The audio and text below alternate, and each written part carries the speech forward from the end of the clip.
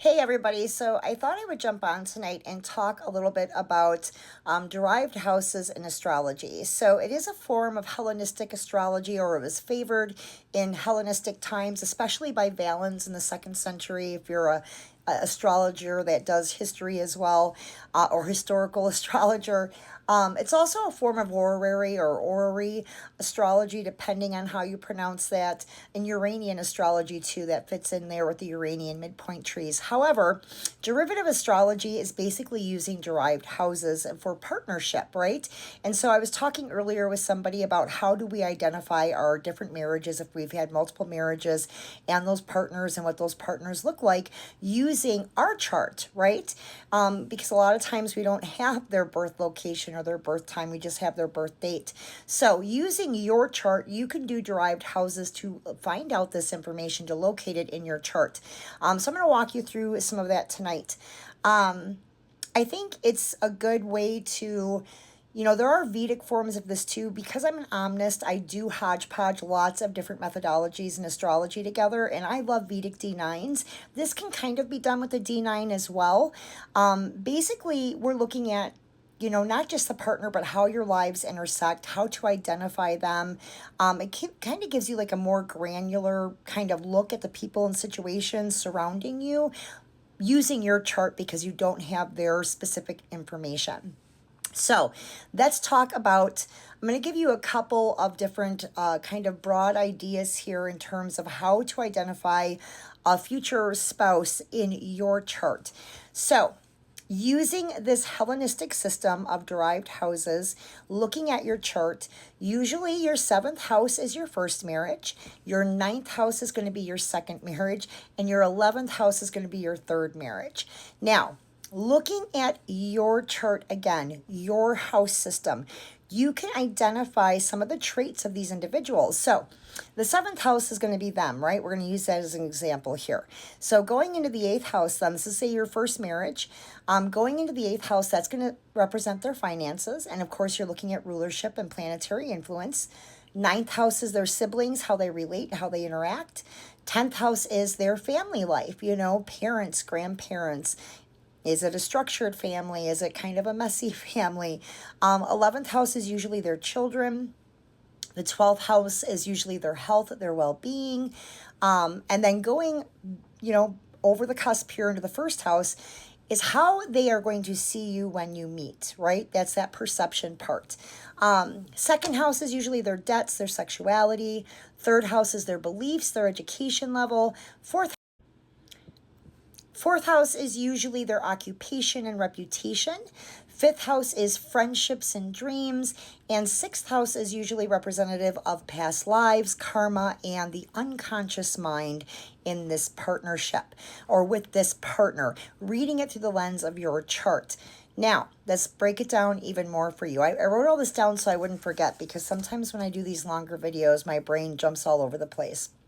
So, using the house ruler, starting with your descendant, I know this gets complicated. This is how we're going to do derived houses. The house of the descendant ruler in your chart is where you're going to meet your partner.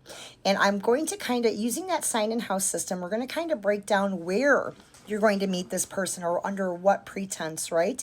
Looking at the different houses. So if it falls in your 1st house, you're usually going to be in a situation where they notice you and they approach you. If it's in your 2nd house, it's usually a luxury place. Think spa, really nice hotel for a work conference, or a really nice mall that you're shopping in, or an upscale shop. 3rd house, I would say school, some sort of class or workshop, maybe through friends, maybe through the neighborhood, some sort of neighborhood event or neighborhood party, trick or treat, something like that, or even running errands in your neighborhood. 4th house, I would say that's going to be close to home, maybe through family. It could be like house parties and things of that nature as well. I always think of holiday block parties. I don't know why, but that's where my brain goes. 5th house usually is somewhere fun, exciting, a happening restaurant, nightclub, bar, maybe a sporting event or a concert. 6th house is usually health related, so I think of the gym. It could be a spa as well. Something related to animals or pets, maybe a dog park, maybe a vet, maybe some sort of fundraiser for animals. Seventh house is usually through somebody else, like a blind date, or a friend of a friend. Eighth house is usually secretive, right? Sometimes it also can be during a really difficult time in our lives, like we're grieving the loss of somebody or something. It also could be something psych related, like maybe you're meeting at an AA meeting or an NA meeting, something of that nature. Or group therapy. So, ninth house is usually while you're traveling. It also could be representative of university, higher learning, maybe meeting them at a campus or something. Foreign concepts, like if you're taking a foreign language class, maybe you're going to meet them in class, or it quite literally could be a foreign partner. 10th house, it could be a boss. It could be some sort of authority figure. Maybe you're meeting them in an official setting like a courthouse or a police station. 11th house is usually online or at a networking event or through friends. And then 12th house. 12th house, I think of it also could be abroad, but in a more private way, like maybe you're on some sort of retreat. I also think of, the 12th house as hospitals, prisons, something private kind of away from society in terms of meeting them. So, like I said, I had this conversation earlier with a fellow astrologer who's a friend, and I thought, I don't think I've ever talked about using derivative astrology with any of my people in terms of locating a spouse and their persona and how they're going to meet and some of their attributes before using this form of astrology.